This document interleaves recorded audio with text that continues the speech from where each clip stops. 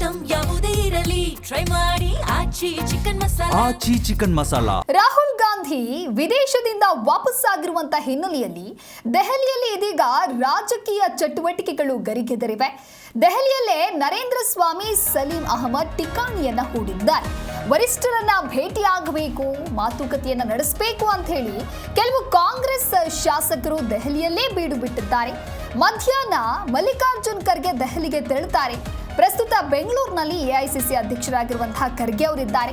ಸಂಜೆ ದೆಹಲಿಗೆ ವೇಣುಗೋಪಾಲ್ ಕೂಡ ತೆರಳಲಿದ್ದಾರೆ. ಪ್ರಸ್ತುತ ಕೇರಳದಲ್ಲಿದ್ದಾರೆ ಪ್ರಧಾನ ಕಾರ್ಯದರ್ಶಿ.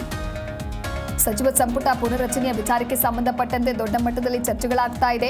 ಎರಡನೇ ಹಂತದ ಸಚಿವ ಸಂಪುಟ ರಚನೆಗಾಗಿ ಇದೀಗ ತೀವ್ರವಾದಂತಹ ಕಸರತ್ತು ಕೂಡ ನಡೆದಿದೆ. ಜೊತೆಗೆ ರಾಹುಲ್ ಗಾಂಧಿ ಅವರು ಇಷ್ಟು ದಿನಗಳ ಕಾಲ ದೆಹಲಿಯಲ್ಲಿ ಇರಲಿಲ್ಲ, ವಿದೇಶ ಪ್ರವಾಸದಲ್ಲಿದ್ರು.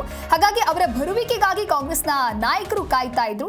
ಈಗ ಬಂದಿರೋದ್ರಿಂದಾಗಿ ನಾಯಕರು ಕೂಡ ಅವರನ್ನ ಭೇಟಿ ಮಾಡ್ತಾರೆ. ಭೇಟಿಯಾಗಿ ಸಚಿವ ಸಂಪುಟ ಪುನರ್ರಚನೆಗೆ ಸಂಬಂಧಪಟ್ಟಂತೆ ಯಾವಾಗ ದಿನಾಂಕ ಫಿಕ್ಸ್ ಮಾಡೋದು, ದಿನಾಂಕ ನಿಗದಿ ಆಗೋದು ಯಾವಾಗ ಅನ್ನುವಂಥ ವಿಚಾರವನ್ನು ಕೂಡ ಅಲ್ಲಿ ಪ್ರಸ್ತಾಪ ಮಾಡ್ತಾರೆ. ಈಗಾಗಲೇ ಮುಖ್ಯಮಂತ್ರಿ ಡಿ ಕೆ ಶಿವಕುಮಾರ್ ಅವರು ಖರ್ಗೆ ಅವರೊಂದಿಗೆ ಸಚಿವ ಸಂಪುಟ ವಿಸ್ತರಣೆಯ ಕುರಿತಂತೆ ಎಲ್ಲಾ ಮಾತುಕತೆಗಳನ್ನು ಕೂಡ ಮುಕ್ತಾಯ ಮಾಡಿದ್ದಾರೆ.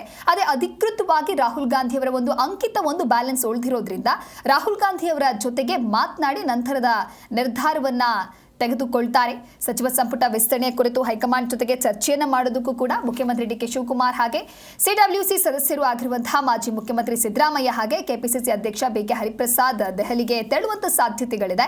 ವಿದೇಶ ಪ್ರವಾಸದಲ್ಲಿರುವಂತಹ ಲೋಕಸಭೆ ಪ್ರತಿಪಕ್ಷ ನಾಯಕ ರಾಹುಲ್ ಗಾಂಧಿ ಅವರು ದೆಹಲಿಗೆ ಮರಳಿದ್ದಾರೆ. ಸಹಜವಾಗಿ ಇವತ್ತು ವಿಶ್ರಾಂತಿ ಪಡೆಯುವಂತ ಸಾಧ್ಯತೆ ಇದೆ. ಹಾಗಾಗಿ ಇವತ್ತು ಇಲ್ಲ ನಾಳೆ ಮುಖ್ಯಮಂತ್ರಿಗಳು ಕೂಡ ದೆಹಲಿಯ ಕಡೆ ಹೋಗ್ತಾರೆ. ರಾಹುಲ್ ಗಾಂಧಿ ಅವರನ್ನ ಮೀಟ್ ಮಾಡ್ತಾರೆ.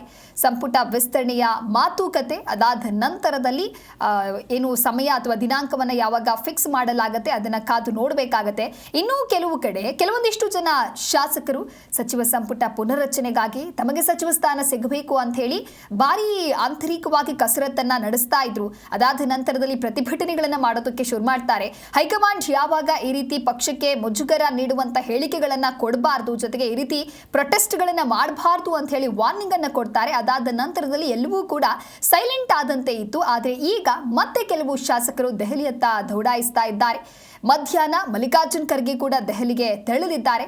ಸಂಜೆ ವೇಣುಗೋಪಾಲ್ ಕೂಡ ದೆಹಲಿಗೆ ತೆರಳುತ್ತಾರೆ. ಅಲ್ಲಿ ನಾಯಕರ ಮೀಟ್ ಆಗಲಿದ್ದಾರೆ. ನಾಯಕರು ಮಾತುಕತೆಯನ್ನು ನಡೆಸ್ತಾರೆ. ಸಚಿವ ಸಂಪುಟ ಪುನರ್ರಚನೆಯ ಕುರಿತಂತೆ ಅಲ್ಲಿ ಯಾವ ರೀತಿಯಾದಂತಹ ಮಾಹಿತಿ ಹೊರಬೀಳಲಿದೆ ಕಾದು ನೋಡಬೇಕಿದೆ.